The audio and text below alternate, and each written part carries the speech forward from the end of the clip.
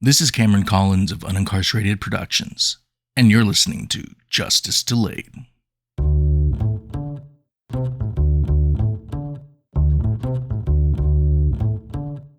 You decide what you want to be when you grow up. On this episode of Justice Delayed, we present you with the first of many stories called Prison Voices. These stories are a look inside prison and what Billy went through when he was serving time.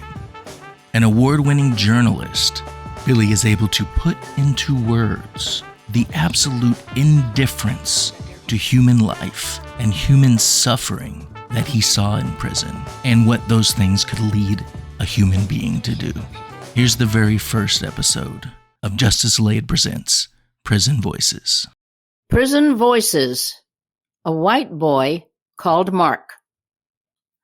The medical cage, which was nothing more than an inmate holding pen, was located one floor below the basement in the New Orleans Charity Hospital before the hospital was destroyed by Hurricane Katrina. It would accommodate about 24 shackled inmates who had been transported to the medical facility from prisons across Louisiana. They had to sit for hours manacled in the cage, waiting to see the doctor. The medical cage was filthy, which personified the entire hospital. The sub-basement area reeked from odors of filth, infection, and disease. The floor of the medical cage was seldom, if ever, mopped.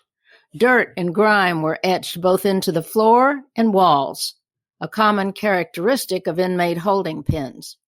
A urinal was located in the common area of the cage, while a toilet was encased in a screen cage. Inmates needing to use the toilet were locked in the screen cage before their restraints were removed. The smell of human defecation often filled the medical cage, overwhelming all other odors, including human body odors. The inmates in the medical cage were the most sick in the state's prison system. They were infested with cancers that needed chemotherapy and radiation, weakened and debilitated by heart disease, or handicapped with paralysis, severed limbs, or physical deformities. As their vital organs failed, they were assigned to go to charity for treatment. By that time, most had become dead men walking. Diseased inmates were handled and processed like hazardous waste. Each inmate had a medical horror story that generally began in the prison healthcare delivery system and was perpetuated by the charity hospital system. The following essay is one of those stories Billy Sinclair recorded following a medical trip to Charity Hospital and a day in the medical cage. A white boy called Mark. I was sitting, handcuffed and shackled, in the inmate medical cage at Charity Hospital in New Orleans, 6 months before Hurricane Katrina destroyed the facility. The cage was a filthy holding pen for state prisoners waiting to see charity doctors. Many had their illnesses made worse by medical negligence at both the prison and the charity hospital system. Some were damaged beyond repair, emaciated by a too-late diagnosed cancer, or wheelchair-bound by paralysis caused by a reaction to a wrongfully prescribed medication. It was December 2004. I was waiting for an EMT to conduct a test ordered to determine the strength of my muscles. I suffered from a severe case of ptosis, so severe that I literally had to tape my eyes open each morning with Band-Aids so that I could see. In effect, I was legally blind. The preliminary diagnosis by the charity doctors was that the condition was either myasthenia gravis or Kearns-Sayre syndrome.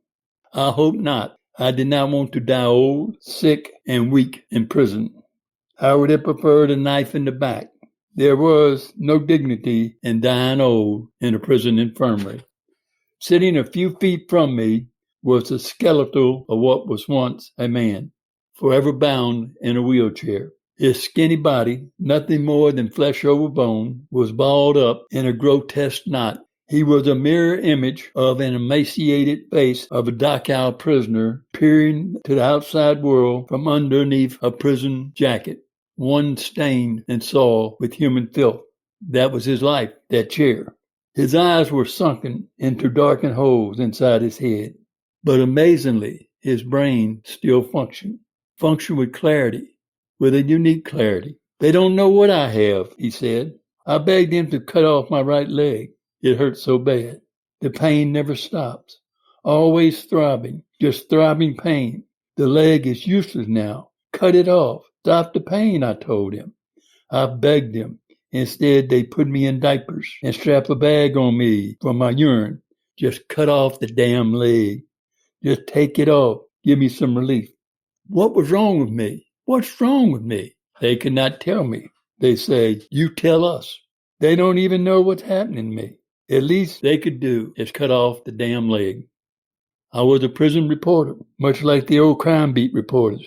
My brain was my recorder. It was always ready to click on, to record and preserve prison moments that needed to be told, prison moments that needed to be expressed.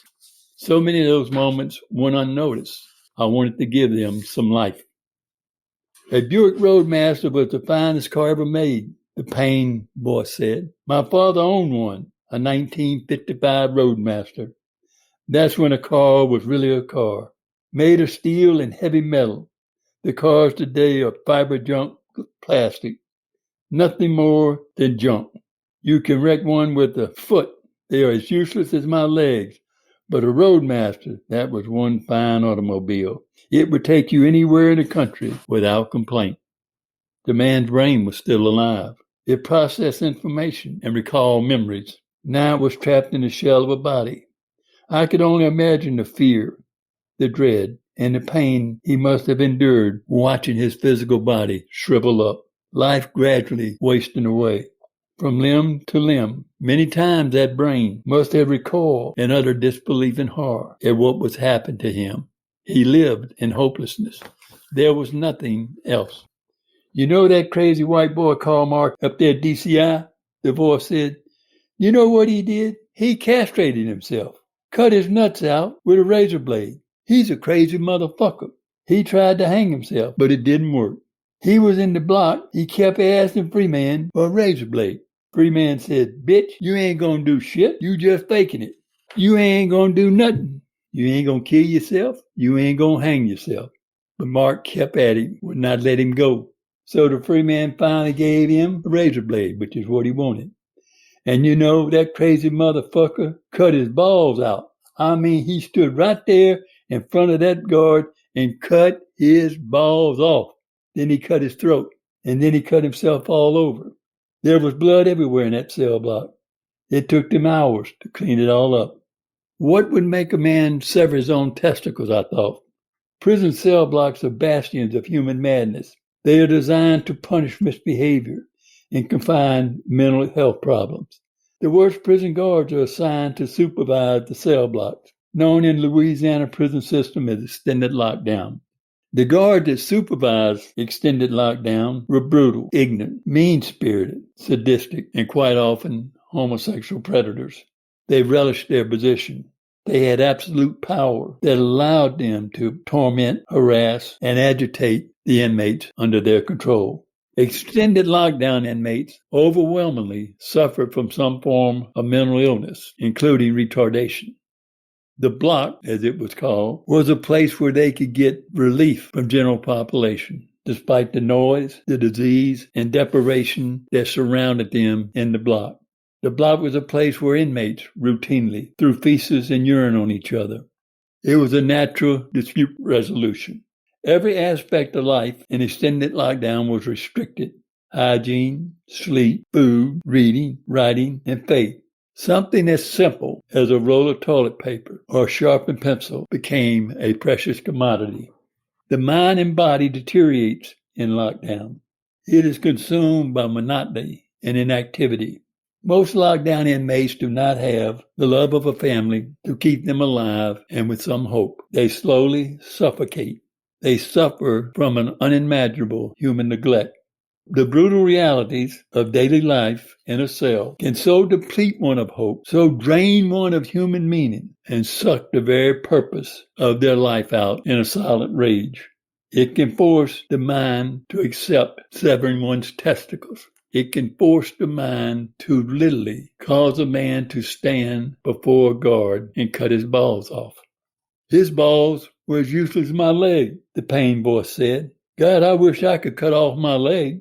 My right leg hurts so bad, and these white coat motherfuckers don't even know what's wrong with me.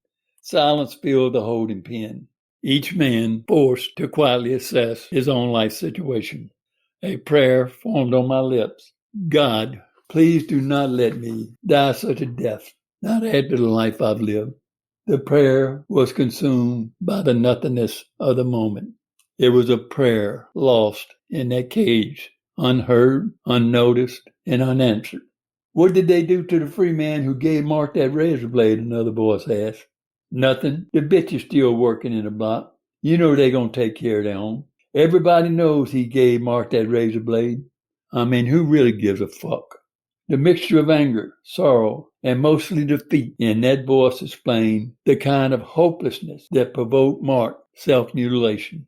Life in cell block is nothing short of a hell that defies description.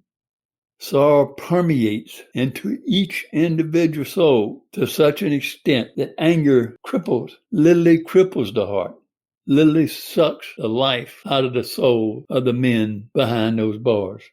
Self-mutilation is a reaction to that wretched, deprived existence. Sitting in that cage, having never met Mark, not knowing Mark, I could only assume that it was the very nature of the block that caused his self-mutilation. His leg was in fact useless. It was as useless as the pain it caused him. It was as useless as the uncertain diagnosis they gave him. He would have been better without those legs, just like that white boy called Mark believed he was better off without his balls.